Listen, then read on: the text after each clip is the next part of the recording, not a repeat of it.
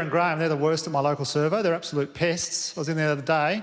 Graham offered me this 2-for-1 deal. He goes, "Do you want to try the new deal, Daniel?" I said, "What is it, mate?" He goes, "It's a 2-for-1 deal on 3 litres of milk."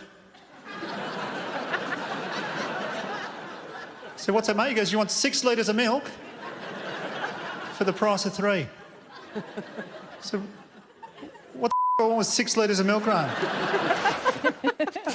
Daniel Connell joins us now. Dan, what's your problem with poor Graham? It sounds like he just wanted to save you some cash. Oh, yeah, look, he might sound good, Susie, but he's an absolute pest. What is he?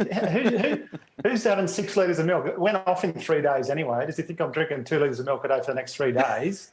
He's an idiot. Does he think I'm bathing in milk or something? Does he think I'm hand-raising 3 tiger cubs? Why would I need 6 litres of milk? Well, Daniel, your skin actually looks quite beautiful. So you bought the milk, right? Thank you, Susie. It's funny you say that. Look, Graham did tell me after I had a go at him, he said, "Look, Daniel, just calm down, put the knife down, mate." He said, the reason we offer 2-for-1 deals is because the boss makes us do it. So if we don't do it, we don't get shifts at the server. So obviously I bought 36 litres of milk after that. So if anybody needs some, let me know.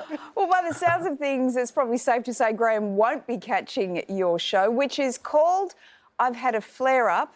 I'm scared to ask, but I'm going to do it anyway. A flare-up of what?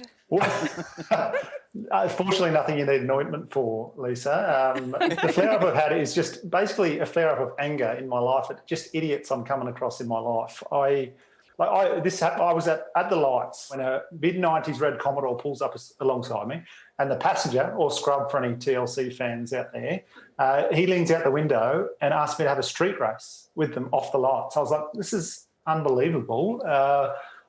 I ended up, I got involved, you can't turn down a street race. Yeah. And I've got to give them credit where credit's due. They just hit the gas and took off, gone like a rocket. And I turned left. Now, you're a newish dad. Is it just a case of you're really angry at the moment, or is it sleep deprivation? Well, look, there is a case for that.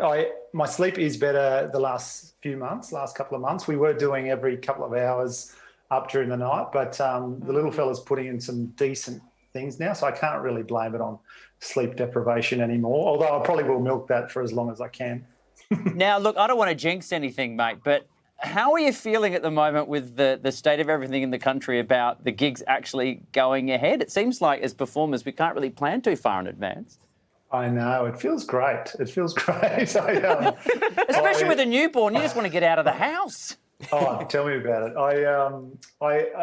This is how bad it is. I bought 250 tote bags for the tour, and I've already changed 2 dates that are on the tote bags. So my merch has already gone out the window. But then they're collector's items. That's actually a good thing. Yeah, capitalise on that. That's a good point. That is a good point. I'll sell them for double the price now you've said that. It is a sad part of the pandemic that no one's really thought about, tote bags. I'm glad we've raised awareness tonight. Yeah. Are you worried? Are you worried if the gigs go ahead? Like it used to be, you'd hear a little bit of coughing from time to time in a club was pretty standard, or in a theatre. Are you worried at all about people even having a sniffle when they're watching you? I probably will spend the first half an hour of the show just checking who has a sniffle and who doesn't have a sniffle, to be fair. But if someone does have a sniffle, I'll just follow the correct procedures and shoot them, probably. Daniel, you've done the Melbourne International Comedy Festival 9 years in a row, I think it is. Why has it taken you so long to do a national tour? Yeah, good question, PVO. Great question, PVO. I did think I was going to do one a couple of years ago. I was close to booking in some venues, but I thought, you know what, I'll wait. I'll hold off, wait for a global pandemic to hit, and then just wait for all the borders to be shut and travel. I like a bit of a challenge, so I'll wait for everything to be just absolute nightmare, and then I'll book one in. Well, head to our website for all the details on how you can catch Daniel's I've Had a Flare-Up tour, which is hopefully all you'll catch. Dan Connell, you're a good Ed. Thanks so much for the chat. Thanks, guys. Thanks very much for having me. From expert opinions to in-depth analysis and reporting, the Project YouTube brings you the biggest stories from Australia and around the globe.